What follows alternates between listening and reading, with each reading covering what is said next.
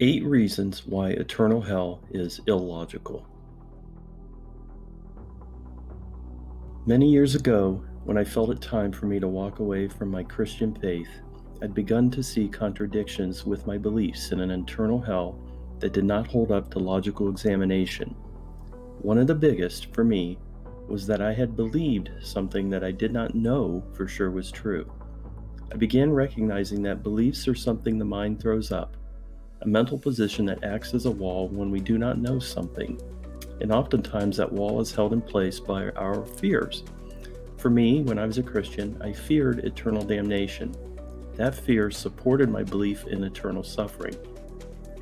I soon realized that when I removed the fear, my belief in hell came crumbling down, and that began sending me down the path of undoing most all of the teachings made by Christians for the existence of hell. So I present the following simple, logical arguments that, if considered, tear down this harmful religious teaching. It is completely an illogical, if not impossible, idea that an all-knowing, all-powerful, perfect, loving God could create imperfect people whom he foreknew he would later destroy. This statement alone completely destroys the idea of an eternal hell being possible. The Hebrew Bible, the Tanakh, also known as the Christian Old Testament, did not teach an eternal hell as punishment after a person dies.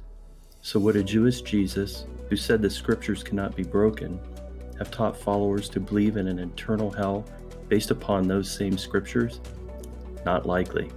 The doctrine didn't exist in the Jewish religion, and Jesus spoke against the use of fear by fundamentalist religious leaders of his day who poisoned the mind of their followers. Why would an all-knowing, perfect deity rely upon imperfect, lost people to spread his urgent message through imperfect orations and writings? Wouldn't it make more sense for an all-present, all-powerful God to simply speak to everyone, personally, throughout all of time? The urgency to save humanity came very late in the grand scheme of things when one considers that millions and millions of people had already lived and died prior to the arrival of Jesus. If God is all-knowing and had to save people he had created, why didn't he have a plan in place prior to this? Any religion that teaches its followers they will one day rejoice together in heaven, while the rest of humanity, meaning their neighbors, families, and friends, are suffering in hell, cannot be trusted as purveyors of peace and truth. There would never be true peace in heaven knowing that your loved ones are lost forever. A loving, compassionate God would never create, then condemn his own children to suffer punishment for all eternity. Heck, most animals naturally know to treat their offspring better.